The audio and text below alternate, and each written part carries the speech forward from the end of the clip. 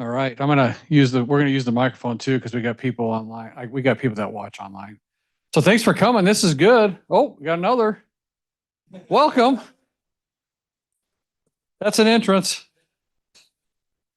This is our monthly town hall that we do in the city of Star, and we have our police chief, fire chief, myself, and our planning and zoning director, Sean Nickel, joining us this time. I think this is the first time you've joined us, isn't it? Oh yeah, a long time ago. And so kind of the format here is you can ask us all sorts of questions. We'll have these guys give you kind of an update on what we're doing. But we ask us questions, fire away on different stuff. And then we can do our best to answer them, right? So who wants to go first? Okay, you go first. All right, the Shania Twain backup dancer gets to go first. That's right. Yeah, I can't do either. So I'm Chief Zach Hessing, obviously with the Star Police Department. So do a recap real quick of the deputies we have here in Star, and that's assigned out here. So we are a contract. So the City of Star pays a contract to the Sheriff's Office. So I'm both a lieutenant for the Sheriff's Office, assigned as the chief for Star Police Department. We have 20.25 commissioned deputies here in Star that's designated just to work the City of Star. The .25, if you're wondering what that is, that's a summer position. So Detective Takeuchi, who's our school resource officer at Star Middle School, he does a fantastic job with the juveniles there. He knows many of them by name. I'm very impressed with how quick he got to know them. But the City of Star has budgeted to keep him, because usually during the summer months when school's out, those school resource officers who work for Ada County Sheriff's Office, they go back and they work patrol. So somewhere in unincorporated Ada County.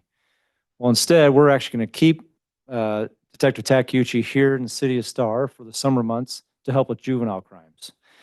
So he'll be down at the Star, the new Freedom Park, the Star Pond down there, helping out with that. He'll be visiting the parks, any of the graffiti that we get or juvenile issues we have.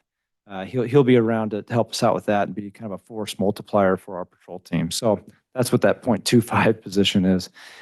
We have 10 patrol deputies that work around the clock, 24 hours a day.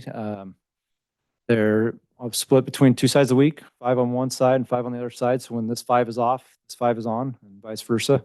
We have 2 patrol sergeants. We have soon to be 3 Providence-oriented police team members. So right now we have 2 come end of February. We're hoping to have that 3rd one. And the reason why we have to backfill the 1 patrol deputy to that spot, and then he's got to get his K9. So I know many of you have met Luna, who's our best looking deputy. She's our new K9 here in Star, and we need to get her certified so we can start pulling drugs off the street by her nose. So she's going to do a great job out here. Has a lot of drive. We're excited for that. So hopefully by end of February, beginning of March, somewhere in there, she'll be online and be out there. So 3 pop team guys that do a lot of the traffic enforcement. If you've seen the guys in the blue Ford Explorers unmarked, that's our program with the police team that's doing the traffic stops out there working hard. So let's see, what do we got? We've got 3 detectives, 2-person crime detectives. So what that means is anybody who's committing a felony crime that involves person to person, that's what they focus on. So your domestic violences, your aggravated batteries, those type of things, they're working on those. And we have 1 property crime detective. So that's anything that has to do with felony property. So burglaries, fraudulent type activities, those type of things. Who else am I missing? I think that then myself, I'm included in that commissioned. Then we have admin sergeant. Thank you, Mayor. We have admin sergeant Jonathan Still. He is in charge of. He supervises all 3 detectives. He also supervises the pop team, and then he's also kind of helping out with any type of office things that come up during the day if I'm not there. He also looks around for grants, applies for grants. One of the grants we got this last year was $80,000 from the ITD, Idaho Transportation Department, who you have to use that. It's through NHTSA, which is, I know we have a lot of acronyms in police work, but NHTSA is the National Highway Traffic Safety Association. They do a grant that you can apply for, and we were able to get that grant again this year of a tune of about $80,000 that helps pay for personnel doing traffic enforcement in the City of Star.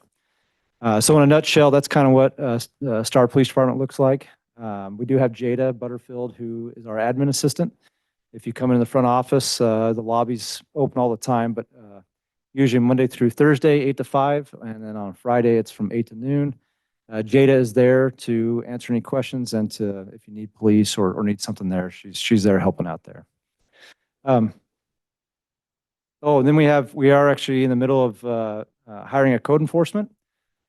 We opened that position, had it open for about 4 weeks to apply for. We had, which is amazing, we had 50 applicants that put in for that position.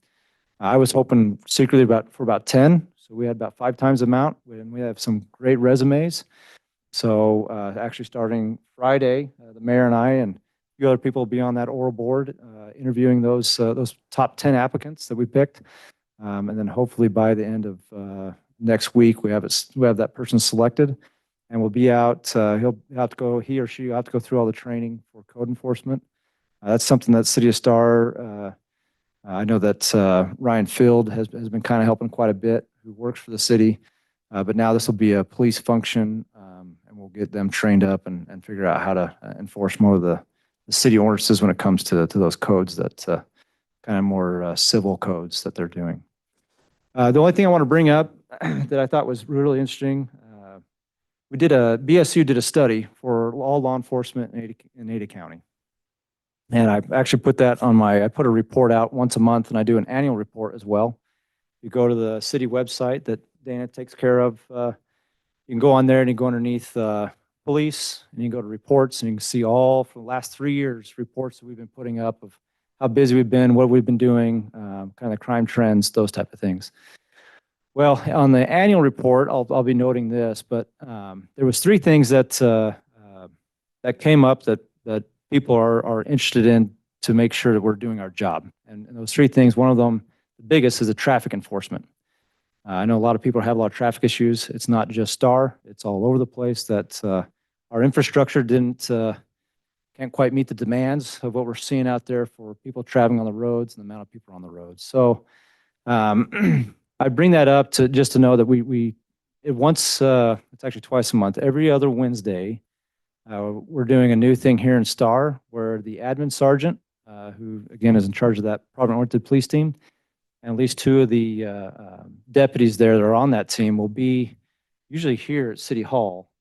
We did our first one last week, a week ago, and they're here to kind of tell you what they're doing, how they're tackling the issues of traffic enforcement, and they really like any input from the community of what they're seeing too, because we don't know what we don't know, and so we really want to engage the community and get to know what they're seeing, if they're seeing certain speeding in certain areas, which I know it's quite a few spots and subdivisions and main roads. But we want to hear that. And I know that the mayor and I have been talking quite a bit to work with ACHD on certain things, and maybe get some of these electronic speed signs that show what their speeds are. That I think that helps quite a bit. Some other technology that just not personnel based when it comes to Star Police that we can use to hopefully dampen some of the issues that we're seeing. So I bring that up just to know that we are focused on trying to resolve that problem. I do like to bring up that that same study showed Star ranked the highest on law enforcement when it comes to engagement, community engagement, and that the citizens seem to trust us quite a bit. We ranked 91.1% approved of us, which I was very happy. That's I think the number one thing that I really like to see is that the community engages, they trust us, and that's what we want to continue doing. So that's kind of a snapshot with Star Police. Is there anything else you want me to cover? Chief Tominski? Yeah, Greg Tominski. I am the fire chief for Star and Middleton Fire Districts. If you don't know, I'll give you a little recap of that. We have the Star Fire Protection District that is 55 square miles. We have our 3 Board of Commissioners that, excuse me, that govern the board of the fire district. And then we have 3 commissioners that do the same in Middleton. We got 110 square miles there. Together, we operate together under a joint powers agreement. So that is 2 separate boards with 2 separate budgets that we have a joint powers agreement to operate as one. So all of our people are mixed up together at different stations. We have 3 stations, one here in Star, one on Kingsbury, and one in downtown Middleton, that are staffed 24/7. We have one fire chief, myself, I'm the fire chief. I have Victor Eastloss, that is the fire marshal, and Matt Anderson, which is the operations chief. And then we have some admin people and 2 full-time mechanics that work on our apparatus and other apparatus around the Treasure Valley. We do that out of the station here in Star. We we are building the station out on Floating Feather. I think everybody has probably had an opportunity to see that going up. It's moving pretty fast. That'll be Station 55. That is 100% paid for by impact fees. And the new apparatus that will be put in it will also be paid for by impact fees. I don't know if you've been here long enough to know that we've asked for a levy increase over last May and November that have not passed yet. We have to have a 66 and 2/3 majority to pass that levy increase. That is what we would need to staff that fire station. So once that fire station is built and completed, it will not be staffed until we get a levy increase. The reason for the levy increase over just the regular increase in property taxes is in 2020, our legislature passed House Bill called House Bill 389, which was a property tax reduction bill. That property tax reduction bill has cost this fire district, just Star, $1.72 million of lost revenue, which would be exactly what just a little bit over what we needed to staff that fire station. So we are asking for a $2.25 million levy increase to be able to staff that fire station and then try to work with the legislature to fix what they did with House Bill 389 in the future to try to get our funding back, because we keep going backwards. And it's not just this fire district. We have the same issue in Middleton. We're asking for a $2.25 million levy in that district as well to staff another fire station out on Harvey Road between Goodson and Galloway. Our call volume is increasing, our population is increasing, and we're not able to get to the responses in the time that we want. We try for a 5-minute response within the cities, and it gets harder and harder every day with the amount of volume of growth that we have seen over the last few years. We are having tomorrow as another public information night at the fire station at 4:00 in Star at the fire station. And then we do the same meeting again at 6:00 in Middleton at 302 Main. So if you can't make one, you can make the other. It's the same information. There we'll talk about all the intimate details on why we're asking for the levy increase. What exactly have we lost? And then we'll talk about some inflationary stuff that goes along with the loss of revenue from House Bill 389. It is not that I make it sound like we're losing money. What we've lost is new construction. Our budget does increase, but our budget is capped at 8%. The city of Star, just the city of Star, not even the rest of the Star Fire District, has grown at over 18%. So the 10% over that 8% is what we have lost. Our budget has increased. Our budget increases that 8%, which is only about $300,000. This year, excuse me, this year was the first year, 2025 is the first year that we have had to take 3% out of savings just to fill the M&O budget. Just to fill it. There is no extra in there. There is no putting money away for replacement of apparatus, because impact fees cannot pay for a replacement of apparatus. We have to replace that as taxpayers. We can't use impact fees for that. It's only a new equipment that was caused by growth. I would love to see this many people show up at one of our public information meetings. I think this is number 7. And the last two in Star, nobody has came. I know talking about property tax increases is not popular. It's not popular with me. It's not popular with anybody in this room or anybody in this town. But we want to continue to provide the service, and the service continues to go backwards. Response times continue to increase, and we want to fix that. We want to change that. That's a snapshot of the fire district, and so I'll turn it over to Sean unless there's anything else you think I should cover. No, not yet. We're All good. We'll talk about that more stuff here shortly.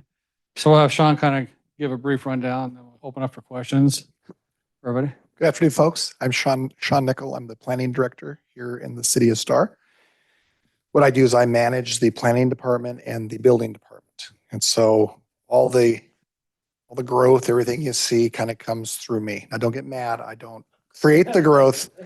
I help manage the growth. What I have in front of you here, for those of you who don't know, this is the comprehensive plan. This is kind of what guides growth in our city. This is a document that has been vented out with the community, a lot of input from the community and the city council and the different agencies and service providers to determine how the city is going to grow in the future. So those colors that you see on this map represent different land uses, whether they're residential, commercial, the types of densities that potentially can go there, the residential densities that can go on there. So you can see this is the Boise River right here. This is Star Road.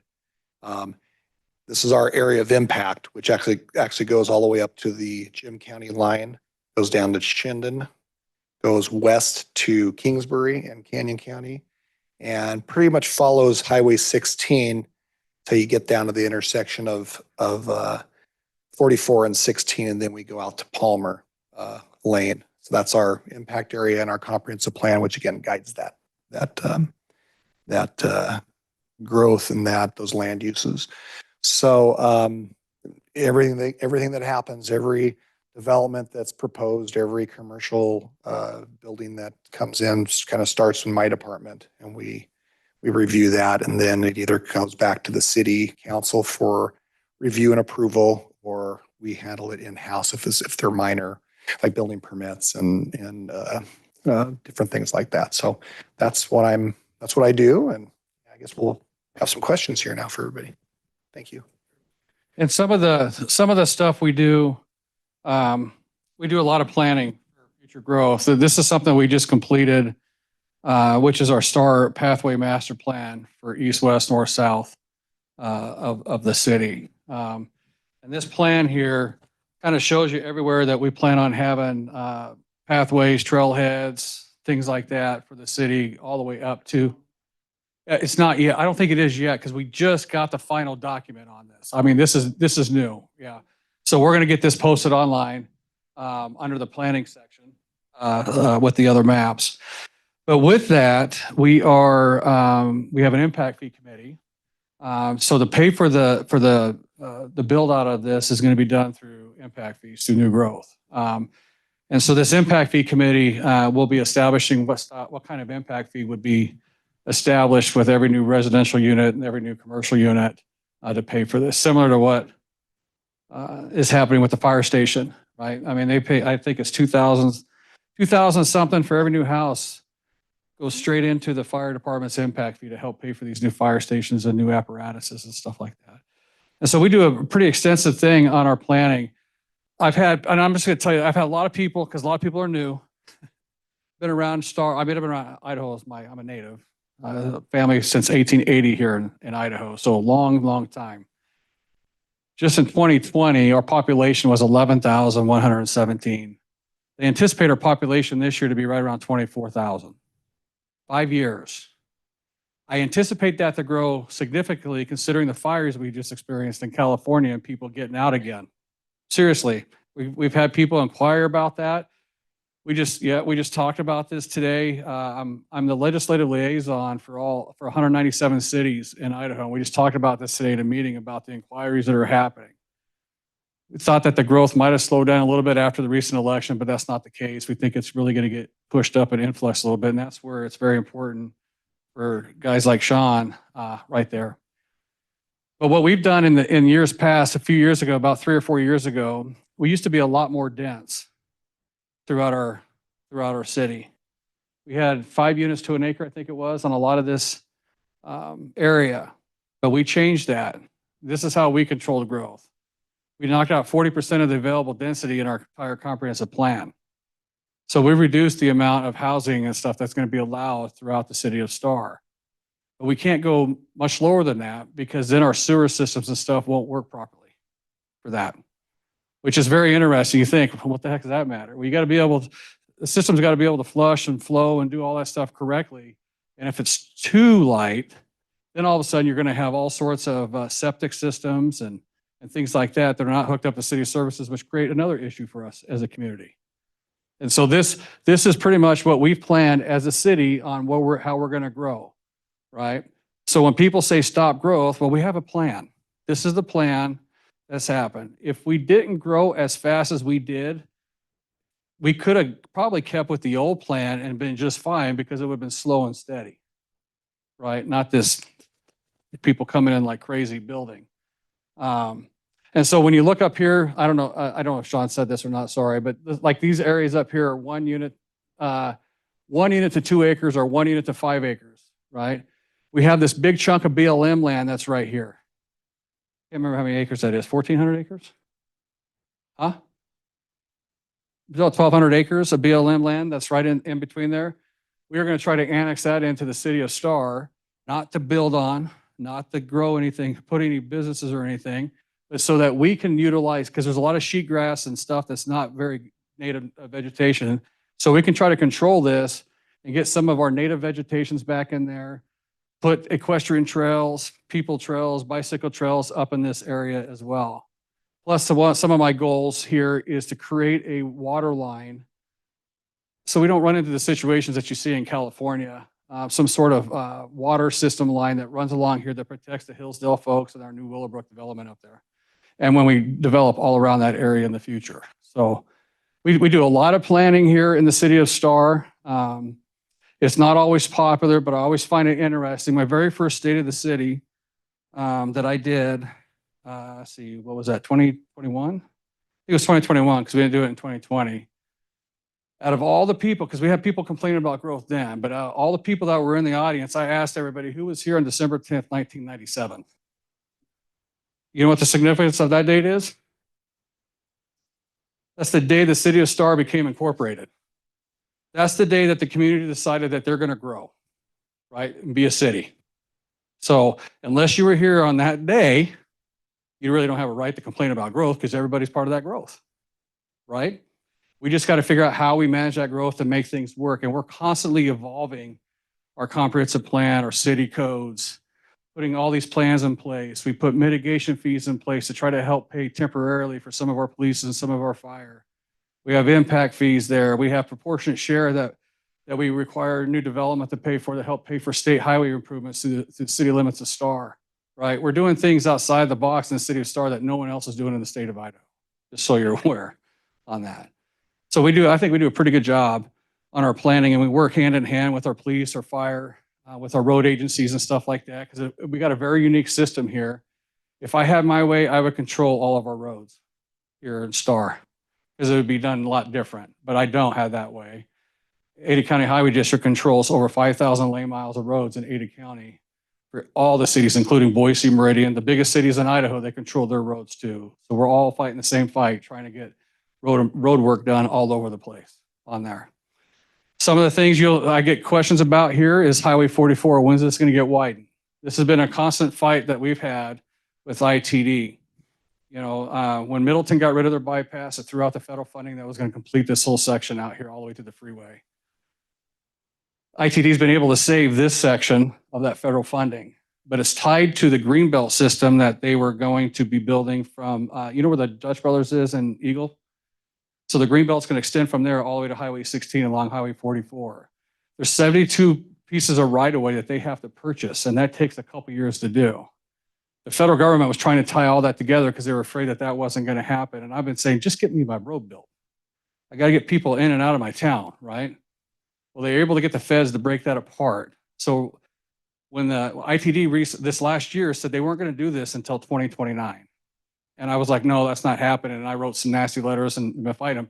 Now they may push it up to the start of 2026 to get that done. They just have to finish the design work. I even asked our Speaker of the House to give me $10 million to build it because I'll get the stinking thing done myself.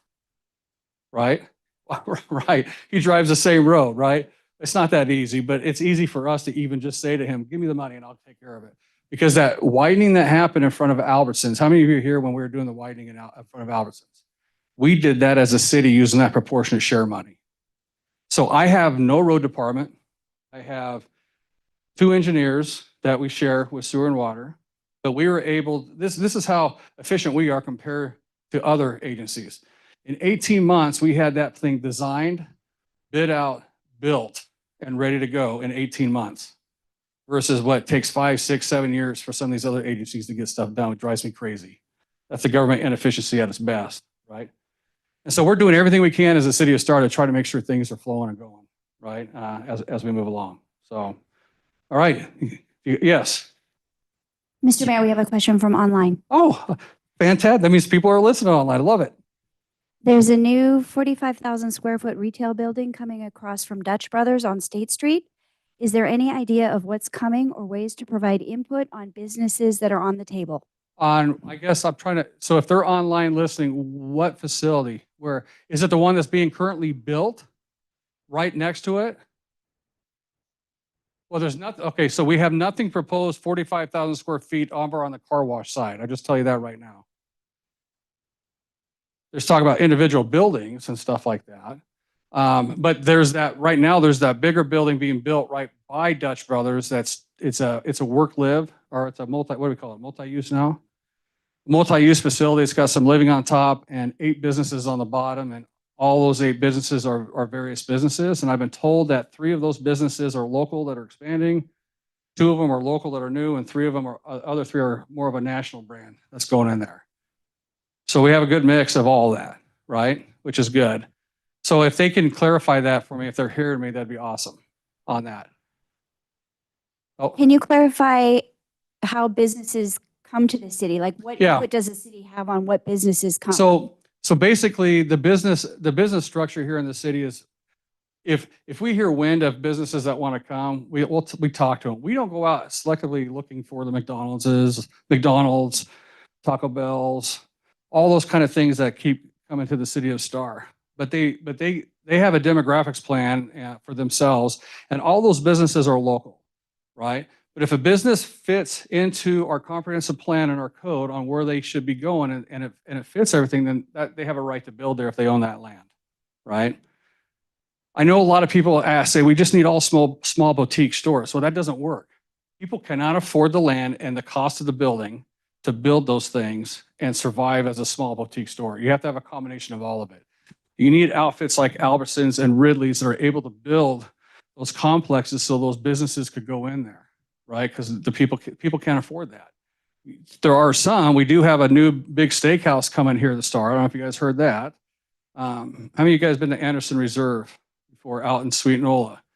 Well, they're building a steakhouse here. It's called Prime American. And what is that? What do they say? 14,000 square foot? 15,000 square foot facility, a beautiful facility. They're going to be building right down the road, right? What's awesome about that is these businesses want to come and do business in Star because we're business friendly community.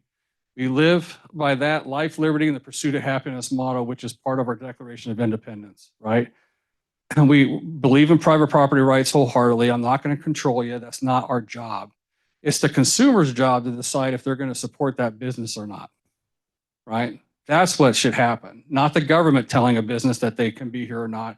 That gets Gestapo-ish, in my opinion, okay, in the long run. But we're open to all businesses. I got so many different, in fact, I talked to somebody else, you haven't talked to him yet, because I talked to him yesterday, that wants us looking at some land to provide different office opportunities for local businesses to get in there, provide different services. And it fits right into what our plan looks like down here. So hopefully that answered. Did I answer that, Dana, how you wanted it? Yeah, okay, all right. What?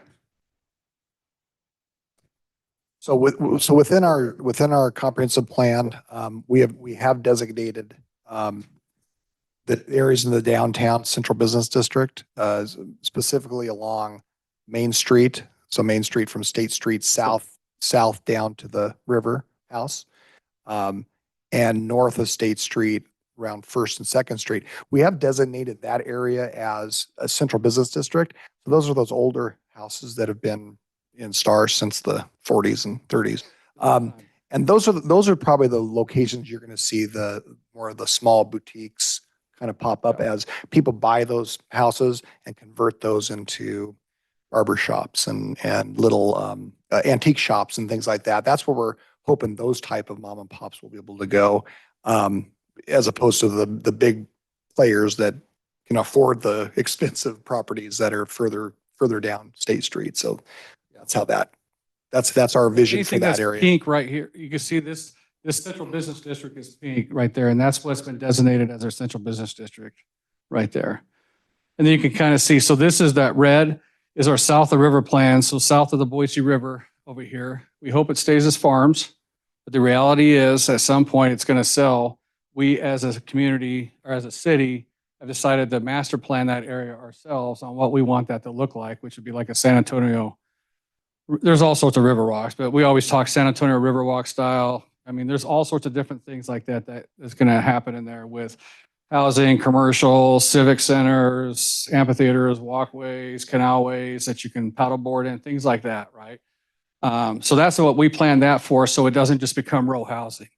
So we've done a good job, I think, as a city on master planning our entire community out there. And if things are rolling and people are following that, I mean, we don't see what we used to see in the past where people are always trying to ask for something different than what's in our code, in our comp plan. That's not happening today. So you could always ask, and what people need to understand, just because there's a public hearing doesn't mean the city has said yes. Everybody has a right to be heard, right? So if someone brings something in that you don't like, or it doesn't fit our plan necessarily, they still have a right to be heard if they want to try to make the change. It doesn't mean the council's going to change it. And oftentimes they won't change it. They'll listen to our staff who says that they recommend denial, but they still have a right to be heard. Okay. So that's a very important concept that people need to understand. Just because we have a public hearing, that doesn't give them a guarantee for anything. Yeah, I get a phone call once or twice a week about someone wanting to come in and do apartments. They want to put apartments and storage units. That's all people want to do. And what's the thing that I get so frustrated about is that when people bring it in. So if you notice in Star, we're different than other communities. Well, I'm glad you brought that up. We don't allow apartment complexes everywhere like Meridian, Boise, all those guys are doing. We limited them to certain sections, which is right around Highway 16 and 44, which you see the one that's built here, and there's another one going there. And one other segment, which is right up here, or right up here on this part of our, if you were to look at our South River plan, it'll show you it's right up in this segment right here and right there on our plan. So you're not going to see apartment complexes being built all over the place. What you do see, which is a new unique challenge, is our what I call horizontal apartments. It's these community houses that are being developed and built and rented out. We can't say no to that. The fair housing doesn't allow us to say no to stuff like that. They have every right to do that. But we can set standards and restrictions, and we've learned a lot over the years because I think we were the guinea pig initially of that in this valley, and we learned a lot from that and changed our codes and stuff for that on there. But people need places to live, right? So I know my kids kind of, I will tell you, you guys know what the value of Star is? $4 billion is the value of our city within the city limits of Star is $4 billion. That is a lot of money. The value of Star back in 2019 was $600 million. And now we're at $4 billion, right?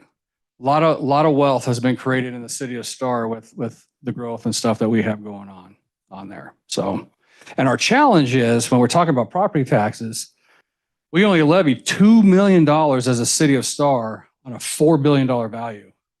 Very little dollars that we levy on there. And when we can only increase our budget by 8%, It's 160,000 a year. That's barely enough to cover one police officer. And we designate 100% of our property taxes towards our police to make sure that we pay for police coverage, right? So, hey, you guys have questions you want to ask? Yeah. Have you talking to this real quick, so. Two questions for Sean. First off, behind you, Mayor, this is the river. What is this blue on either side? That, It's not in your color, I think it's part of this 100-year floodplain. the floodplain? Yeah. Okay, but it's wider than I was expecting I from know, that. yeah, but yeah, it's, Okay, city engineers don't think the same as all of the rest of us, right? They're not here to defend themselves, so I could say that. Yeah, that's a floodplain. no, I was just going to inquire about between Moyle and Wild Branch. They're working on it lightly and there's a new access road. What is the timeline on that project? Are you talking the light? so they're getting ready to install a signal light at Moyle, this year. And with that, the two developers that, the ones that own the apartment complex and then the one that just built the senior housing, they're paying for that light. Yes. So development, so I just want to add to that. The city of Star put $400,000 in, which was I think it was 400,000, which was the remaining amount of that light. We required those two developers to provide 70% of the light. That 400,000, we're going to collect back with the other development on the other side of Moyle when it comes in. So basically, so we can get that light done, so we don't get anybody killed over there. Yeah, we're putting it forward because it's cheaper now than it is to be built in 2 years or so whenever that other development happens.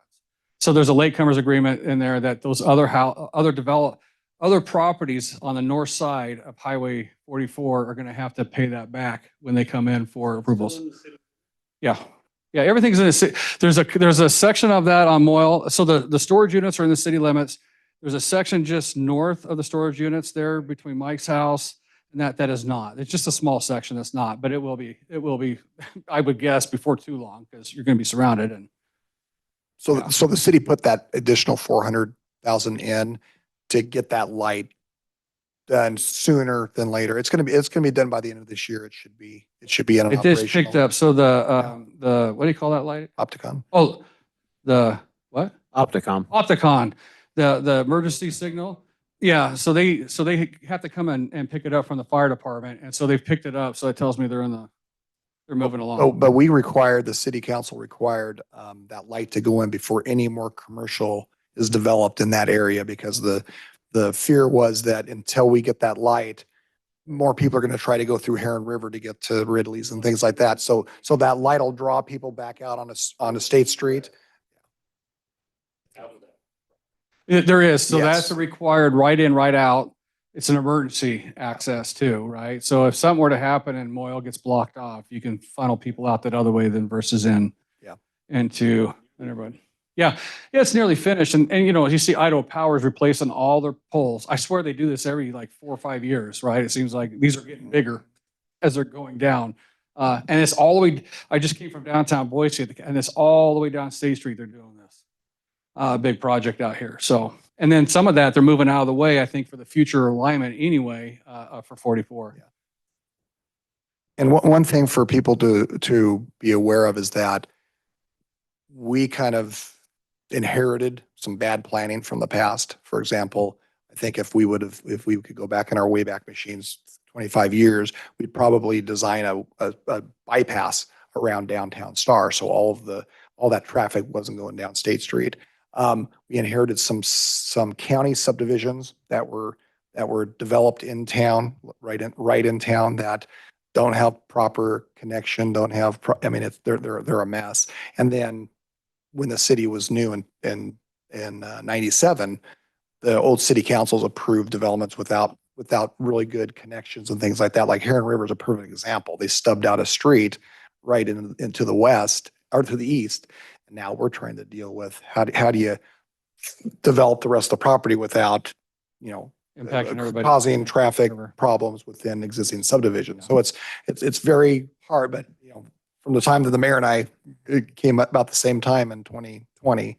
Our focus is to make sure we don't, make sure in 20 years, people aren't talking bad about us. And saying, what were they thinking? will. What were they thinking back then? Yeah. Yes, ma'am. Are there any future stoplights being proposed along State Street in Star or along Highway 16? So Highway 16, no. So the whole goal for Highway 16 is to be an expressway.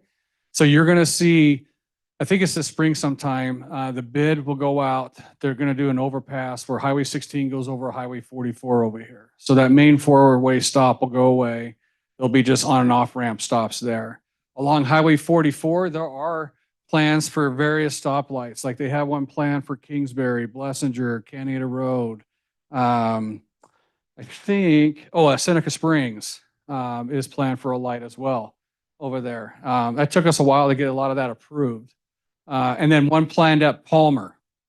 So Palmer down there on the other side where the east side of Star is, we got ITD and I went in there and I got ACHD, the City of Eagle, ITD, and Ada County all at the table, and we're all going to take a bite at paying for that light because it's not funded by anybody. And it's a safety issue, concern for us because Riverstone and Eagle Christian Church are in the city limits of Star. And the volume of people that come out of that church and the volume of people that live on the other side, we got to get a safe access to the highway. So these guys don't have to respond to ugly calls that are over there.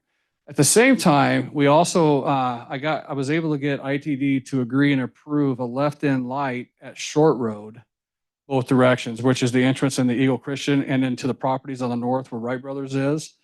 So similar to the light that you see at the Home Depot and Winco down in Eagle will be a similar situation right there, half-half. Yeah. Before they weren't going to give that, and that would have been very painful with all the development in there. It's a lot of massaging and working and just being persistent with some of these agencies, and then being persistent when the agencies have personnel changes, because that's been a challenge, right? Because you get going with somebody and then they're gone. They're going to the private sector. Now you got to almost start the whole process over again with the agreements. But I think that is all the lights, right? They don't like us. They're because we buck against their tradition of just, the city's just kind of going with what they say. And so when the mayor and I go and we ask for a signal light there, well, we don't have one planned there. Like, well, let's plan one there. We had the first thing we did is we put it on our map. Well, it's on our map. It's on our map. So it is planned. We do have, can you pull up the ECAMP plan real quick? And I'll just show them. So we do have what's called an Economic Corridor Access Management Plan, right? Our acronyms. ECAMP, right? It's our master streetway map that we have a very good volunteer transportation committee. They do a great job. And it's what's beautiful about this. We have so many talented folks in the city of Star that have moved here, that they're former transportation engineers and things like that have retired to Star, that are helping us on this committee, and they helped us design this map, which gives us a little more credence when we go to the highway departments and stuff to say, this is how we want the city of Star. So this is what's called our ECAMP map. So it kind of shows you, it tells you like what's an existing arterial. So when you look at your impact fees that we pay to Ada County Highway District or Highway District 4, they can only be utilized on arterials and collectors, I think. Arterials and collectors and bridges. They can't be used on neighborhood roads and things like that. And so these blues are the collectors, right here, existing collectors. These dashed lines are what we're saying are future collectors. We're asking for another bridge across highway where Kingsbury is over here that goes south to Nampa. We're asking for another bridge, another road network right there, a big arterial, because that will pull traffic out of here, because this is the only route on the north side of the river to get from Middleton this direction, even to Highway 16. We've also asked up here, we've been working on this, and I got ITD, believe it or not, they're talking about this one, which is beautiful, is a new highway on the north section up where Chaparral is, all the way to Interstate. So what's that? Yeah, it's going to have some new number, but this is where, where the Valnova project is in Eagle, where they got this is where that's going to connect right there. And that Valnova project is going to connect to Highway 55. And so we will have this connection from the interstate all the way to Highway 55 here in the future as well. And it's important for us to plan for this now, because as development goes through, it's our responsibility now that we have it to make sure that right of way is preserved with all the developments so we don't go through all this extra cost of purchasing right of ways, buying houses and things like that to make this transportation thing work, right? And you can see this is the Ada, let's see, this is Canada Road. So this is the Ada County side and this is the Canyon County side. All of this is done with Highway District 4 out of Canyon County. And everything on this side, outside of the state highways, is done with Ada County Highway District. So we're dealing with 3 different road agencies in our city with all of our planning. Right, so I think we do a pretty good job with that. And this kind of shows you where the lights are going to be along there as well. Okay, I did try. So this is what I did try to do. Really try to blow up the Highway 16 thing a little bit. I was trying to get them to put an like Wild Branch extended under Highway 16 to Moon Valley over there on the other side. But the water's so shallow there that there's no way that we could have got that done. They did some checking on that, and it would have been really expensive to put the pumps and all that kind of stuff to constantly pull water so that it didn't fill up with water and have a little pond underneath the highway on that. So this is our plan right here for our roadway network. This is on our website, also under the planning and zoning maps section on there. So we do a lot, as you can tell, we do lots of planning, lots of maps, which is pretty incredible for a town of our size out here. So. Cool. Floating Feather in 16 is going to be an overpass. So it's going to be an overpass to the other side, and then you'll come out on Palmer. Is how that's going to be. We try to get on and off ramps. I even try to get just an emergency on and off ramp, and I could not get them to bite on any of that. They won't give us on and off ramps on Floating Feather in 16. That's our one failure. We fought for 4 years trying to. I even wrote a letter. I even wrote a letter that said I don't support their environmental thing. And I even had state officials, elected officials say, you can't do that. This won't get done. I said, I don't care. I need to get my people on the highway. Help me out here on that, right? So that's the challenge with that. Yeah. Where are you going to, I'm sorry, online? As a follow-up to those questions from our online viewer, what is the timeline of the Canada Road stoplight and the 1644 overpass? So the 1644 overpass will start this summer, most likely. So you're going to see construction there for 2 years, just like what you see up there at Chinden and whatnot. So you're going to have to deal with that. We all will, which will be beautiful, right? The, which one? The Floating Feather? No. Oh, Canada. The Canada stoplight is all development driven. So the Willowbrook development is required to put that light in, or if there's another development on the south side that happens before that, we'll require to put that light in, and we'll have some reimbursement stuff involved with that. So, did you raise your hand? My concern is getting out. There's very few north-south streets. I live off of Floating Feather and Star. Everybody funnels down that. There are only 2 lanes. We're going to have the same problem that Paradise had and Pacific Palisades. So what's in the plan to address any of that? So those roads are slated to be arterials in the future. So right here where Floating Feather stops and goes up Munger, that's actually going to connect to Canada over there. So that's going to give us another north-south route. And then it's going to continue to Blessinger and continue to Kingsbury. So that, no, not really. This is on our priority list to get done. And then over here on this side, there's development that's coming already that's being required to build that coming back this direction. So it's not going to be years down the line on that, on there. So it takes, the problem we have with ACHD is all these lane miles, right? They're not utilizing the impact fee money that we have in Star that's being utilized in Boise and I'm trying to get that to change. My biggest concern, more than just right here, is the problem we have on Star Road south of River to Chinden. ACHD had that originally scheduled not to be even looked at or scoped until 2035. I fought with them like crazy this last year. They have moved that up. They're doing, I think they're doing design now, right? Yeah, they're doing design now to get this done. It's going to be a $60 million project. I even heard that Linder was supposed to get done soon, which is another $60 million project. They put that on hold. I'm hoping they shift that money, that hold was to shift it here because this is a vital north-south route. If we can get people moving this direction, we can get out quick, right? And for us, I think the biggest concern we have more than anything is if we have a catastrophic flood event, we want to go north anyway, right? North or south onto the bench and get out of the bottom, out of the flat, right?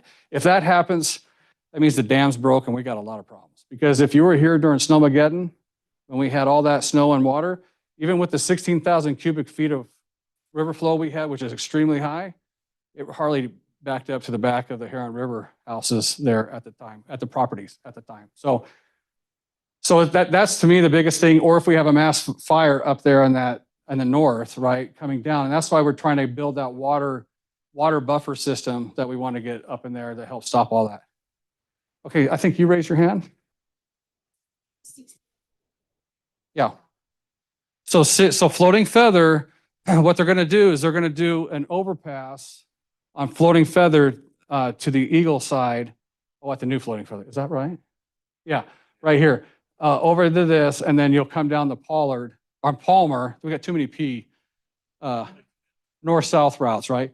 You'll use the light and stuff at Palmer to get back on the state highway system right there, or come down Palmer. No, you will not be able to go south or north on 16 there. Yeah. Yeah. So but the thing is we actually, when Rosti Farms came in, we require them to leave out all this easement for on and off ramps over there on that project. ITD will not, we even provided them with an alternate design to try to address all their concerns, and they just refuse to put an on and off ramp here because of Highway 16 and 44's on and off ramps and how close they are together. They think there's going to be more issues with accidents and things like that if we had on and off ramps there than forcing people down those other directions. What street do I live on? Plummer. So Plummer Road is going to be widened as well. I mean, they'll probably widen it to three lanes with a center turn lane and stuff like that. Pollard will be widened as well, and Pollard is a challenge anyway with the drainage ditch on the east side. Not necessarily because of where all that water is supposed to come from in those areas. It's not a simple. I mean, just south of you know where we put the school pathway. So just up above that school pathway, all that would consider floodplain because of the way that floodwaters would have came out of the foothills of Eagle over here through our golf course and stuff like that. And that's what that's designed for. So it's a little bit challenging just to pipe it. And I'm going to be honest with you guys. I'm going to get on my piping tirade. Here we go.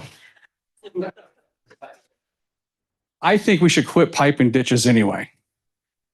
We could get, this whole valley was developed on what, 1,300 miles or whatever of canalways back in the early 1900s, which created a lot of our shallow aquifers and things like that, right?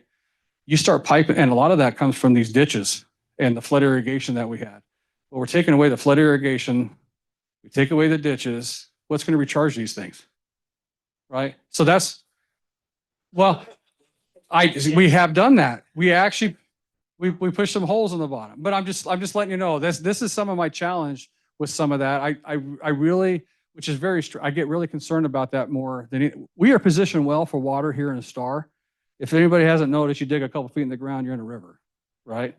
It's a lot of water, but that doesn't mean that the water that's here doesn't flow down to our neighbors to the west, right?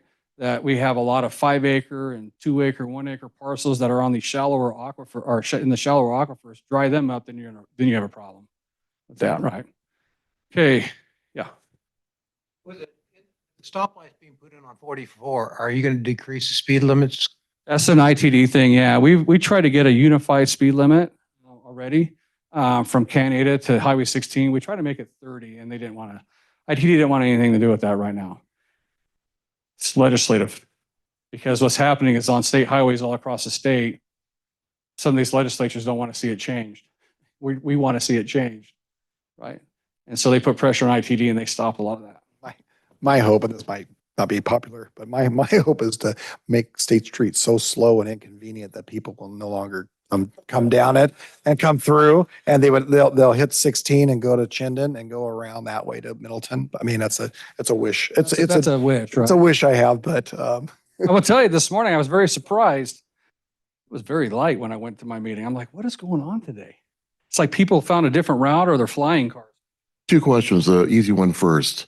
Have they finalized the plan for Highway 16 yet? For which part? The south? I mean, going north to Emmett. So the EIS has been, I think, submitted. They're waiting for the finalization from the feds on that one. Yeah. And so they do have some backage roads, and different access, like Chaparral will have an on and off ramp. And they'll take away, from RA Way to Chaparral. There won't be any other on, access to Highway 16. Not Beacon Light. Beacon Light will have an on and off ramp there. Yeah. Yeah. Yep. Okay. Second question.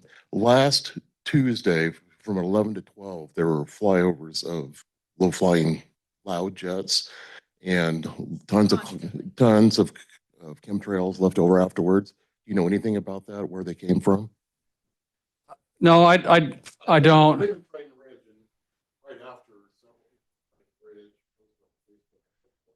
Well, but there was also, are you talking like military jets?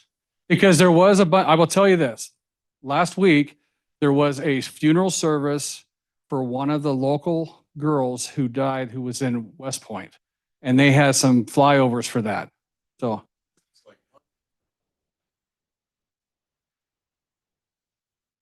Well, I'm going to be honest.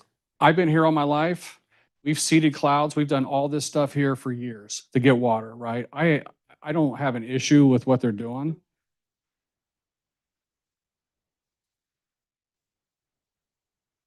But I don't know.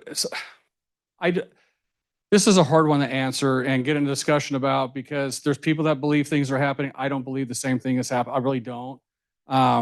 Just because of the nature of being involved with the military and all that stuff and seeing what's happened, I mean, it's different. And I don't know anything. The only thing I know is we did have jets, because people were asking about the jets, and there was a military service at the state cemetery up there in Eagle that had a bunch of them fly over. I think it was last week sometime, and I think it was Tuesday. I don't know. It was in the paper. They actually noted it in the paper about it. Yeah, look in the Statesman, because I think that's where I saw it. Yeah. What were you going to ask? Yes, I thought he had seen jets, but because sometimes we live in right off Chinden, and sometimes they come down. Yeah. Because we are somewhat in the pathway to the airport. I sit in my hot tub every night and I see jets flying all the time. So- Yeah. Do you have something to add? Mr. Mayor, I live up in Trident Ridge as well. It was about 11:30 in the morning. Is that about the time? Yeah. Yep. I went home for lunch, and the first one that went by, it rumbled my house pretty good. So, but that was part of I know that one was part of the funeral. It was part of what they're doing over there. I don't know. I didn't look outside to see. I saw the one, but I didn't see all the other ones. But I know the one for sure was part of that funeral that they had. So. Yeah. Yeah, we've had lots. Yeah, I was a helicopter guy. I didn't fly in the jets, so dang it. So, did you have something to say? Yeah. Change direction a little bit, if you don't mind. A couple questions about the Freedom Park, and it's looking great, really coming along. What are the plans to finish the entranceway off of Breakwater? So that's a good question. We are going to be starting to do that here probably in the next couple of weeks. I was just met over there with the contractor. We were holding off on finishing that in case we had to bring in more concrete trucks for other things, because we're going to have at that location, we're going to have bollards and stuff that are set up that the fire and police can get in, so people can't drive back there as well on that. So that'll be, hopefully in the next couple of weeks, they'll get that going. Part of the problem, we were going to try to start this week, but it got so stinking cold that it ain't happening. Yeah. Yep.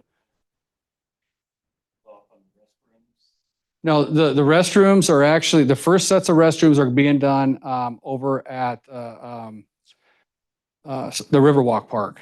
So those are, no, it's ordered. We're just waiting for the building to get here.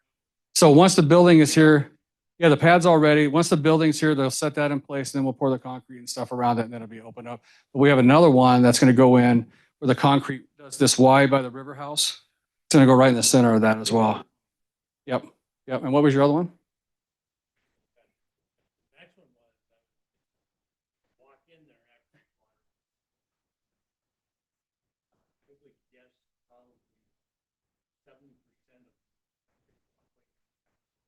That's part of our challenge. It's what happened is one of the, I think the guy that was seeding it with that big truck drove right down the center of that, had one. And so we got to fix that. So it'll get fixed on there. I took my,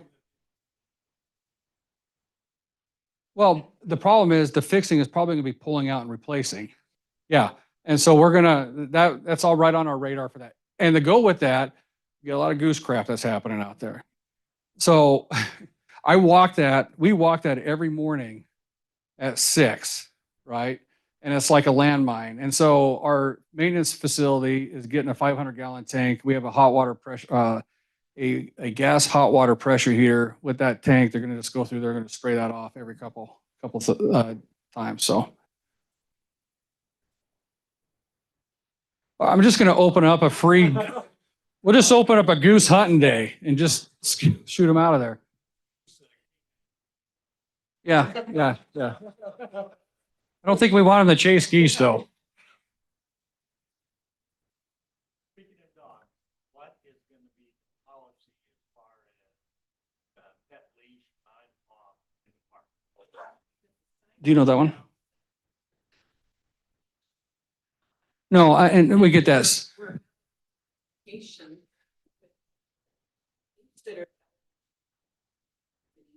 So we have, so that pond, there's a section designated for dogs off leash anyway, right? To be in the water, okay? So we are still working on some of the policy stuff. What we need to understand though is some of those dogs that go run, I get it. We have conflicts all the time with some of these animals, right? And we have conflicts with people going out there too, right? But you're gonna have people walking along the Riverwalk area, the hunters that don't leash their dogs, right? But how do you distinguish? Where do you distinguish the line? But they're not necessarily, if people are walking in from Heron River to go hunt that, they can't let their dogs off the leash. I mean, there's some things we have to, it's not just as simple as just shutting it off and saying no, right? With that. We got to figure this out, and we got to figure it out with especially when we get Takuchi down there, our detective, to really sit there and see what's happening, what's going on with that. I know, but he's going to be down there. His job is not just the juveniles down there. His job is the entirety of the park. We'll see. We got him. He's got a golf cart. He's got bikes too, and he's going to help us with some of that on there. So I know, but I don't want us to. Here's what I don't want us to do, because we have a few bad apples, is to classify the entirety of the class as being terrible. That's the problem that we have in our society, is when we say some people are bad, then everybody in that group is bad. And that's not necessarily the case. But I understand what you're saying, because we have that issue. It's not just there. It could be in a neighborhood where we have somebody's dog attack somebody else's dog that caused an issue, right? Just walking down the street. But we do have that challenges everywhere else as well. And we even have the challenges in the dog park. No, but it's still the same. It's still the same issue over there in the dog park. It's not different. I mean, it's how do we address that as a society to make sure it's fair for everybody? Mr. Mayor.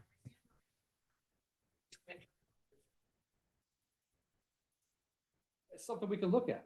I mean, I'm not saying it's not. It's something we can definitely look at. But I'm not going to say right now that, yeah, we're going to put leashes on everything. Right?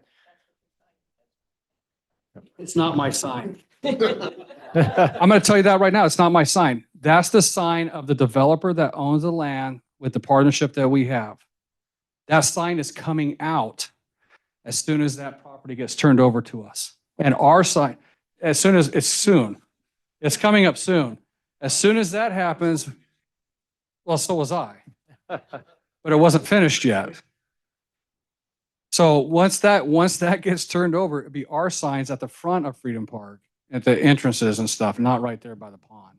He did that mostly to cover himself over there, to allow people to access and utilize the facility while we were doing all this construction. Otherwise, we could just shut the whole thing down and no one could ever use that for the last couple of years. Just so you know, hello, just so you know, we're not taking your I'm not. concerns no. I just lightly. want us to look at it. We're learning. No, no, we have not made So that we haven't made that decision. decision. Clear. People say this stuff all the time. It's crazy. I just got an email today that someone said that I said all these things and their HOA believes it. I'm like, when did I say that? Right? I never talked to them. Right? But we're learning from it because this is a new concept for us, a big park like this. And so we're learning obviously with the input from the residents, with the police participation, our new code enforcer. I mean, we're going to be able to learn from and figure out exactly the best way to make everybody happy. Right now, it's just like it's new. we had to put some policy in place last year because of how crazy Freedom Park got during the summer, right? With alcohol, with smoking, I think, with someone. Well, but I know, and we have a very good police department that handles it, that takes care of that. And if we get it, a barbecue on the middle of our dock, a charcoal barbecue. What is wrong with you, right? Because they burned a hole in our dock on that. But I will tell you though, that nice pole that's right there at Freedom Park, cameras on it. All this stuff is recorded. Yeah. Yeah, so what did you do? Now. Well, you need to tell us a time of day that you see that? Midday, but also that's what I wanted to bring up. I appreciate the fact, so I see the PD running through early morning. And that's probably because of sunrise and checking on all kind of things. But the kids, when they're out of school, from 2:30 on, that's when a lot of the motor vehicles come on. So if there's an opportunity, kind of schedule maybe some kind of PD. I think we do, but in fact, I will tell you this, we do schedule it, but we'll have to look at the 2:30 timeframe when the kids are out, yeah. But I will tell you, one morning we were walking after it snowed and I saw vehicle tracks. I'm like, who in the world was driving on my freaking sidewalk out here? Yeah, I went back and looked at the camera. It was our police officer that went through there earlier. So but we asked him to drive back because we want them to drive all the way back to that cul-de-sac, turn around to make sure we don't have anything going on back there. Yeah, yeah. We'll get them. Yeah. Had the same problem in at Hunter's Creek with Yeah. the kids and the motorcycles, and I think we Oh, we caught 'em. kibosh on that eventually. But And a kid with a Jeep in Hunters Creek. I mean, Code enforcement officer, is that going to be through your department, chief? Or if there's a complaint, do we go to building? Yeah, so Good luck, buddy. yep. So the code enforcement, and that was a discussion the mayor and I had about it. The code enforcement will be through Star Police Department. So he'll actually, he or she, whoever the code enforcement officer is, will report directly to Sergeant Steele with the Star Police Department. so if there's an issue, we talk to the code enforcement guy, and then if you have to, you talk to Sergeant Steele, right? Yes. On that. So the planes that come online or correct. Yeah. Yep. Yeah. And then what's nice is they have the system to be able to track that electronically Yes. versus we don't have that in-house in the city. So now we'll have history that's in the system that's easily accessible to the code enforcement officer to make whatever decision they have to make. and we still need to figure out exactly who's going to be getting those calls, right? I mean, Well, the code enforcement calls will come over to these guys. but they also can come through our department. We'll whatever's easier. Yeah.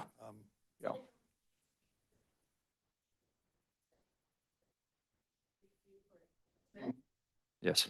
Yeah. Cool. Yes. Is there a time frame and plan to start a high school in Star ahead of all the young ones in elementary getting older? Well, there is not a time frame. Unfortunately, no one in our valley supports bonds anymore. Bonds are the only way that you're going to ever build a high school. High schools are $100 million. to build. That was what I used to do before I was a mayor. I was an estimator, commercial construction, and we did a lot of schools in that. We are getting an elementary school that's going to start this year. Was able to work with West Data School District to change, because I've always said you need to change your model. Charter schools can build for a lot cheaper than what public schools are building for. They redesigned it, and they're going to be able to build a facility for a lot less money with more classroom space for elementary. And that's going to be built up by the middle school. There is a plan for a high school to go up there and a plan for a technical school to go up there and that land up there. Unless the state changes their funding model or whatnot, it's going to be, I think it's going to be some time before we get an actual high school in Star. But the elementary school is really much needed right now because all the high schools are not overcrowded as a whole yet. What the West Data School District does, being part of the bigger West Data School District, they shift kids, right? They'll shift the boundaries to fill them up if one's overcrowded or not throughout the whole West Data. Our elementary school, every kid that's in elementary south of Highway 44 gets shipped to another school in Eagle because there's no room and they're overcrowded here at this elementary school. This will take that pressure off and all the kids can stay here in Star in elementary on that. Our middle school is not quite the capacity yet. It's taken a lot of years. I think that's been open for how many years now? 8? What, 2016? Almost 8 or 9 years. And we're just getting to the top end. So that's been pretty good. I know Owyhee High School is pretty crowded right now, but the kids north of Beacon Light are supposed to go to Eagle High School. The kids south of Beacon Light go to Owyhee High School. The kids on the other side of Canada Road go to Middleton High School because that's the Middleton School District. Okay. Unless they go to a charter or a private school or something like that. Yeah. They go anywhere. So that's a big challenge. We've been pushing for that for a while to try to get the high school here. But I just want to go watch. I want to go watch football and coach baseball. Well, but it's understanding it's understanding the nature of the bonds in Idaho compared to where they came from and the way the governments use it. They're a little bit more fiscally responsible with them here than they were from places that they came from, and I get that. Yeah. So that's some of our challenges on there, but we'll get there at some point. And the state, to be fair, the state's put a lot of money towards these schools. This is how this elementary school is getting built. It's not through a bond. It's through some of the money that the state gave them last year. Okay. And they were able to design this to get this elementary school built. I believe one in the south of their school district, 2 of them built this year doing that. So, which is great. We need it. And I think that hearing's coming up too, right? For the elementary school. February 4th, as we'll have a conditional use permit hearing. I think it's a CUP, right? Yeah, for that on February 4th. Yeah. And so the school district owns all that land where the middle school is. This is the middle school right here. No, I'm sorry. The middle school is right here. The school district owns all of this plus this section right here across Pollard. So everything that the middle school is on, all that and that, they own up there. Plus the school district owns the land in front of Roselands, that's 7 acres. And then this Willowbrook development, we required them to give them 10 acres to the school district up here too for a future elementary school. And so that's some of the ways that we can help with that. There's a project coming on the Canyon County side in Star that we require them to provide 10 acres for the Middleton School District too and provide the services there. So, that's the way that these developments can help support that. So. Cool. Yes, ma'am.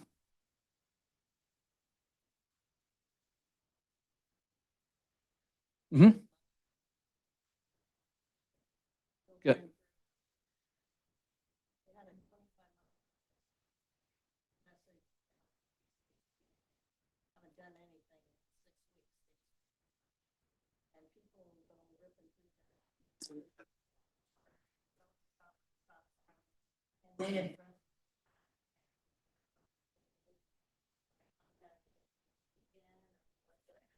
Are you talking about Catamaran? Is that we're going with Streamview? Right on Catamaran. That's right. Because I have a Well, shut off. Streamview right before it, right? Taking a right.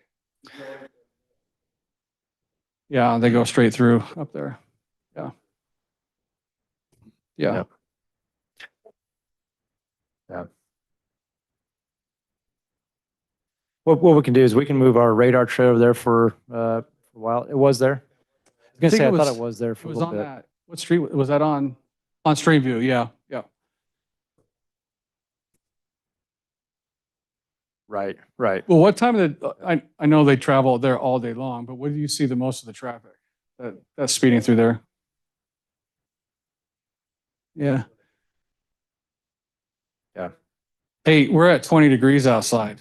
We're on a heat wave right now.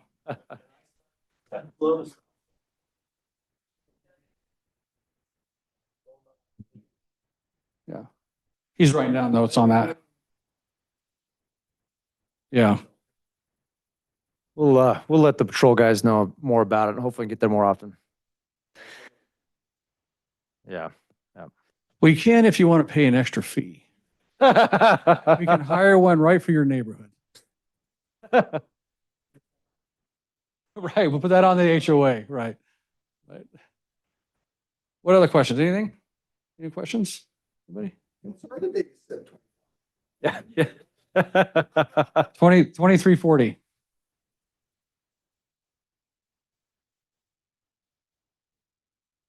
Okay.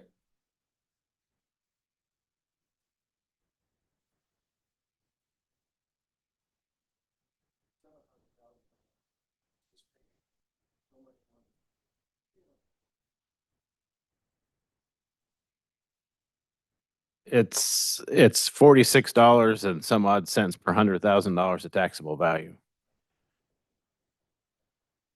You're paying more, yes.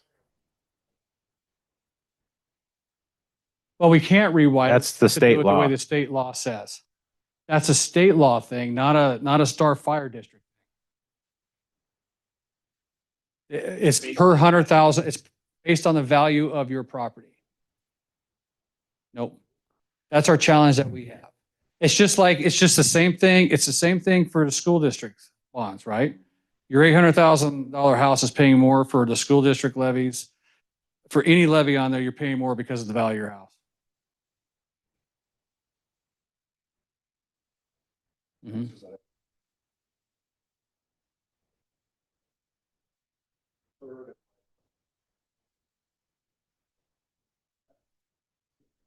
It is painful. That's where we're trying to, I'm going to be honest, the better way is to get rid of that cap. Let new construction rolls roll in where it's spread out amongst all the new construction. So we're not stuck at that 8% cap. We would have never been in this situation if that cap wasn't put in place in 2021. Please do. We have been trying. I talk to him 5 days a week. So let me tell you, can I just go off on that for a minute?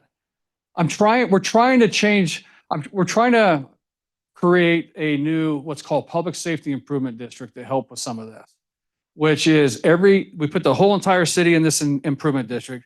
Every new house that's paid, every new house that's built would pay a separate added tax for 10 years to pay for that additional service for police, fire, and EMS. So it's the new construction paying for the new need. We just got to get that passed through the legislature. We've been working on that. That's my idea. He has a different idea I think, right? I mean, he likes my idea, but he's got a different. No, it was my idea. You just came up with a name. I came up with a name. Yeah. But I came up with a name and the dollars on how to figure that out. So basically what it would be, it'd be 10 years, they pay the added, let's say it's $100. Then in year 9, they're paying $90. Year 8, they're paying 80 until it sunsets out, because then your 8% will cover that after 10 years, that new need, right? If we're stuck with the 8% deal. The whole idea would be hopefully to get rid of the 8% at some point and let the new construction be added to it. I understand why they did this, right? To try to limit the taxes going up and whatnot. But the cities and the fire districts and the EMS are essential services to everybody that lives here, right? I don't want to have to pay any more taxes, but I don't want to have to pay any more insurance either. And what I'm doing is I'm paying for insurance. I'm paying for insurance that if I need that response is going to happen like that versus having to wait for another unit coming from somebody else, right? That's the unfortunate thing. And I get it. The value of my house has over doubled, almost went up about 120% since 2017. And I'll be paying a lot more than what I paid in 2017 here in Star. Right? I get that. But I think we're still lower on the overall end to put that added in it than what we were years ago, right? Is that still the case or has that changed? No, it's still the case. Boy, Go ahead. you're paying a lot less. In the Public Safety Improvement District is, how it came up was not a fan of urban renewal. I'm not a fan of capital improvement districts. In my opinion, it pads the pocket of a developer and does nothing for anybody else. So I was at lunch or breakfast with Mike Moyle and Jason Monk. So we were talking about different ways. And it's a constitutional thing in Idaho that everybody has to be taxed equally. So that your question about the $800,000 value and the $300,000 value, it has to be constitutional in Idaho that everybody pays the same per $100,000. It's all charged by $100,000 of value. So I said, great. How about this capital improvement district? You take that geo fence around a new subdivision and the capital improvement district, those folks have to pay for the landscaping, the sidewalk, the whatever else goes into capital improvement could go in a capital improvement district. I said, why don't we make it for fire and police and EMS? And they like that idea. It's like, oh, we got to check with our attorneys to see if it's legal to do that. And I said, well, it has to, if there's an end on it. And I said, I am smart enough to figure out how much it needs to be and how long it needs to go. But I threw it out there that day. It's $100 per $100,000 of value for 10 years. And I just totally made up the number. I don't know what it needs to be or what it should be. And so there's been a lot of traction. Trevor came up with a name, Public Safety Improvement District. Great. The name is great. They think that they will try to run something like that next year because they have to shop it around to all the lobbyist groups and everything this year. It's asinine to me. It's very frustrating. But at the end of the day, it's still a Band-Aid. A Band-Aid to fix a problem that they caused. They will tell you that they don't collect property taxes and they don't spend property taxes. It's not your fault, not their fault. And at the end of the day, if they wouldn't have put an 8% cap, they wouldn't have made a fictitious levy rate to base our value on, and they wouldn't have taken us down to 90% and basically nothing for annexation, we wouldn't be in this position. I wouldn't be asking you guys for another dime. It would have naturally went up a little tiny bit at a time. And when we go back and we got like 20 houses that we've looked at in Star over the last 10 years. Their property taxes before 389 for the fire district went up exactly what the growth was. They were our taxable value, our budget went up exactly what the growth of our community was. It was even. Nobody paid too much. Everybody was paying the even amount. And once they did that, Trevor says that they get rid of the 8% cap. For the fire district, maybe for the city it's different. The fire district doesn't do nothing. Our levy rate is so low that you can take that 8% cap and throw it away, and our budget still grows a tiny, tiny amount. In 2021, I think our levy rate was a 0.0016, maybe right in there. Our levy rate today is a 0.0008. When I came here to Star as the fire chief in 2013, the levy rate was the maximum that it can be in a fire district. It was a 0.0024. You can't go higher than that. State statute says you can't collect more than a 0.0024 in the state of Idaho for a fire district. That's what it was. It's now at a 0.0008. People that were in 2020 were paying close to $200, $180, whatever. I don't have the exact number in front of me. For $100,000 of taxable value, today they're paying $70. As the new houses come in here, it dilutes everybody else and reduces your property taxes. The new growth is not paying for itself. And the Public Safety Improvement District is a Band-Aid to that. And it'll work as long as we don't have another 2008. It will work for a while, but it's hard to hire, for a fire station, we have to hire a minimum of 9 people, should be 12, but a minimum of 9 people to staff that fire station 24/7, 365. So when we hire the 9 people, we used to build up the budget authority over a period of time. And so we could use that for one-time expenses, buying a fire truck, whatever, SCBA's, turnout gear, whatever in the world it might be. But when we got to that budget authority that we could pay for the people, we would hire the people and pay for them. We would love to have been able to hire those people, like 3 of them a year, get all their training in, hire another one. We would do that as our budget grew. Our budget is going backwards. We're still going up, like I said earlier. We're going up. We went about $315,000 in 2025. But our M&O budget with no pay increases, no insurance increases, no fuel cost increases, nothing. If you just spent what you spent last year to keep the doors open, it's 3%. We had to go into savings for 3%. We're going backwards. I can't say mentioned earlier that I can't pay for replace equipment with impact fees. We have that ladder truck that the city helped us buy because we ended up with 3-story apartments here. We're trying to keep our ISO rating down. That truck back then, we bought it for a great deal because it was used for $900,000. Brand new, that truck would have been 1.4 million. Today, that truck is $2.1 million for the exact identical vehicle, and it takes 43 months minimum before it shows up here.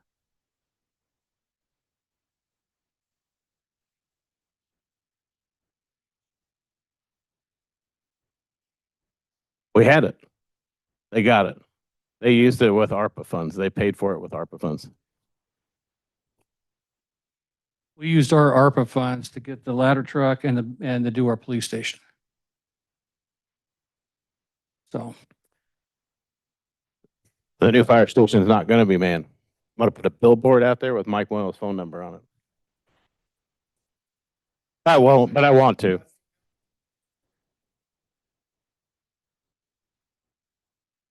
You know, there's hundreds of them literally that live here.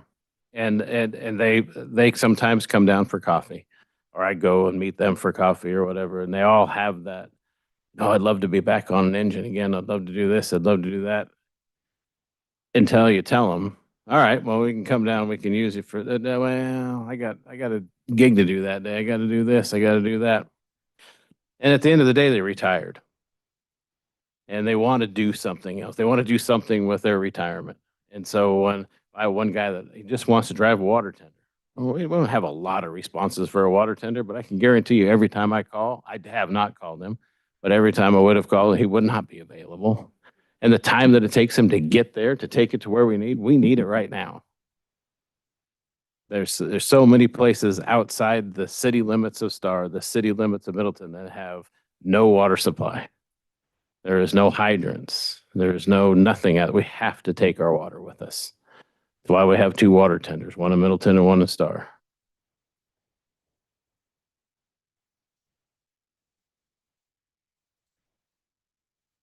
So, correct.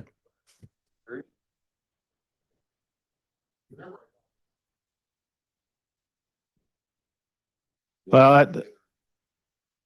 I don't know if you've watched social media or not. We've been advertising for it. We hope to get some people to show up tomorrow to the public information meeting. We're putting a citizens advisory committee together. We've got about 12 so far that have seen it on the sign or on social media that have called that wanted to be on it. I want people that are against it to be on it too. Everybody that's very supportive that has been asked to be on it. But I'd like to see the other side. Because my opinion is you know, like us here, there's our brains together are better than just my ideas. So as many people as we can get on, we're going to start in February with the community advisory committee to help us figure out how to get the message out. Is that they all say the same thing. My neighbors don't have a clue what you're even doing. We tried mailers. We sent mailers out. They did that in May. But we got to It also was a understand. waste of money. Greg, that with these mailers and stuff, Greg, with these mailers and stuff, we have to follow a certain guideline uh, per the state. We just can't say certain things to try to get people to vote yes on it. There has to be some specific that they have to follow to do that. We can't Pretty ask easy. people to vote yes for it. We just have to give the information. On the flyer is just the information. We have this Lori out there and knocking on every door for us.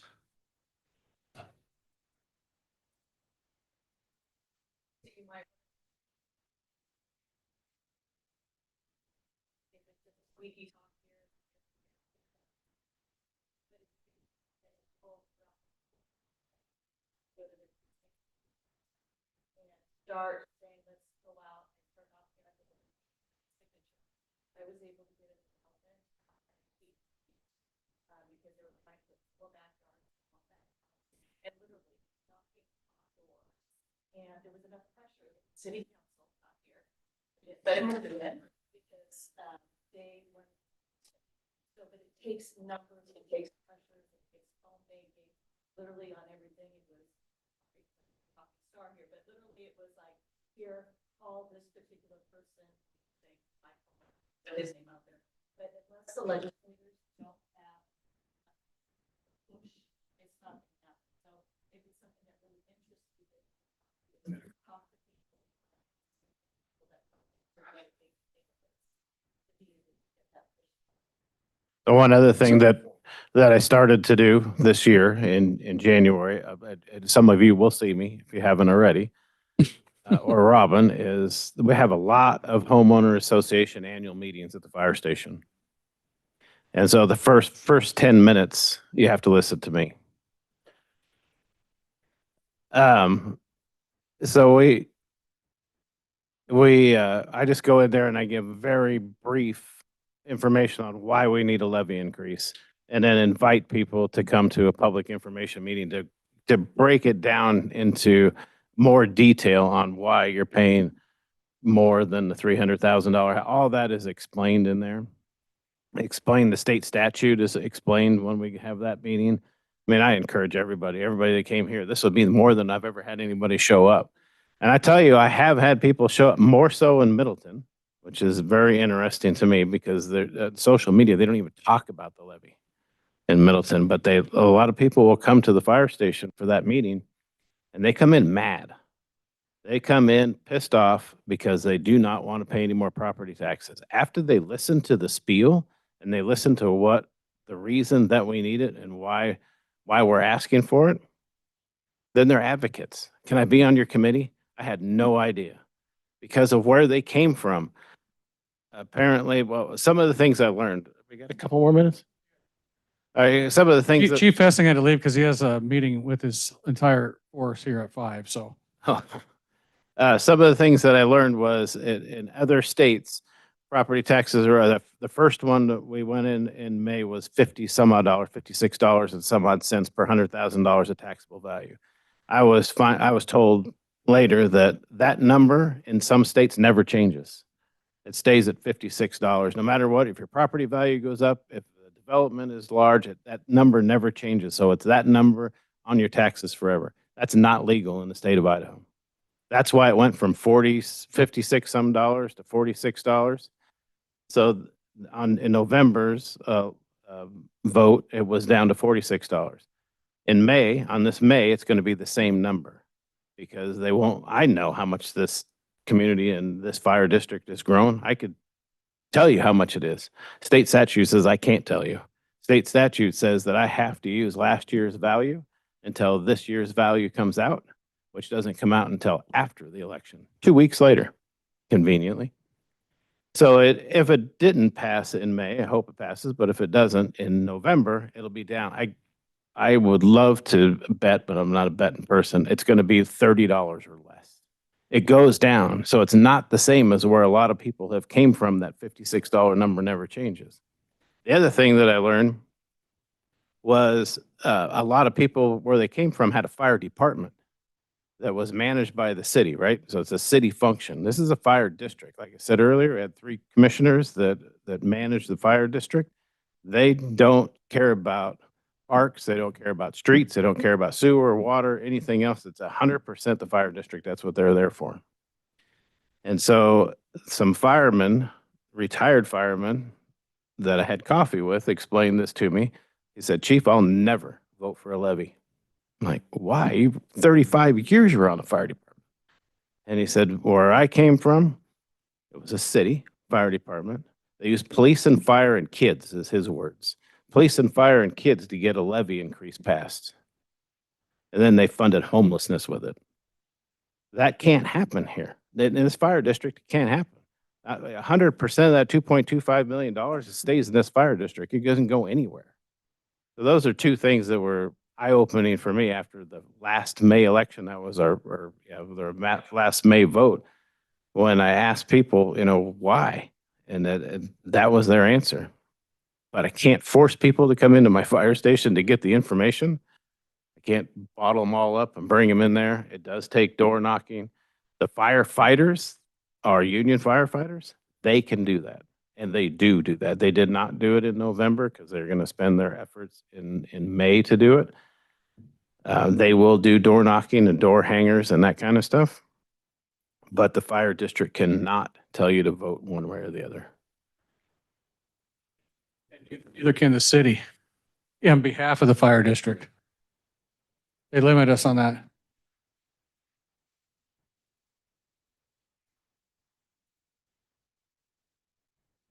So with the mitigation fees that the city has collected for us, we would hire the people immediately, and that station's supposed to be done in July, and we would staff it immediately. We will not, if it passes in May, we will not see that money until 2026. If it passes in November and not in May, we won't see it until 2027. And so every one of the, fortunately or unfortunately, however you want to look at it, we're growing. That could be unfortunate or fortunate, however you want to look at it. That number is going to continue to go down as long as we got growth. That number, an example is the bond. And if you guys were here in 2019, 2020, when we asked for the bond to $4 million for that fire station, that started at around $20. It might have been 18 or 21. I don't remember the exact number. I looked it up the other day. It was $3 and some odd cents is what that bond is today per $100,000 of taxable value because of the growth that we've had. And I'm going to go back to the commercial side of that, helps lower that as well. Lowers that. So the more commercial we get in here, the more burden it takes off on all the property taxes to the residential side. Right? So there are benefits to the other side. Because you're adding that commercial base in to the total value that determines how much you're paying in property taxes. So so your rate goes down when you have more commercial coming in. And so we're trying to get it to a 70-30 rate, 70 residential, 30 commercial. We were at 96.4 for a lot of years. And now we're down to 86.14. Yep. So we're moving in the right direction. That's helping to take some of that burden off of the residential side. So we're going to have to go here in just a sec, though. No, ask.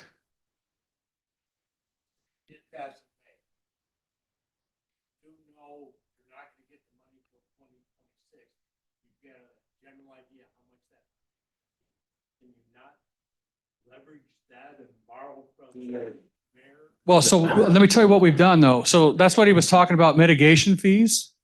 So we put together several years ago, I went to the BCA and asked them, I told them we need help, right?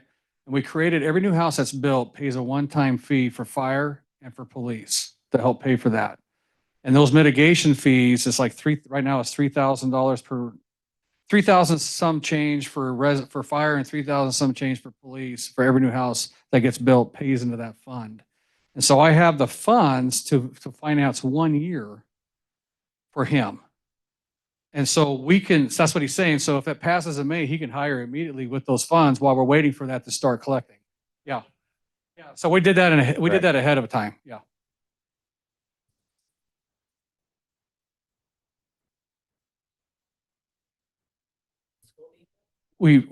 No, unfortunately, no. We tried that. We've discussed that. The $100 million cost it is for a high school amongst the growth would be astronomical. We're talking probably $40,000 a house in order to make that work. And that's not going to fly. Yeah, no, it's a great idea because we thought about that. Yeah, no, you're absolutely right. And I'm trying to find anything I can. I'm trying to find an angel donor. Build us a high school, right?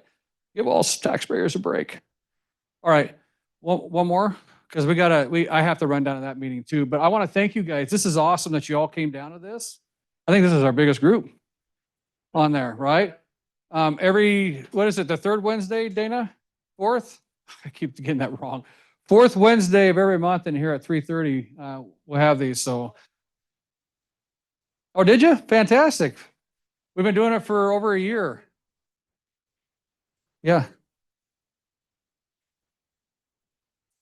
Oh, hey, we have cards up here as well. If you guys want our business cards, if you want to reach out to us, because I'll answer questions anytime. It don't matter.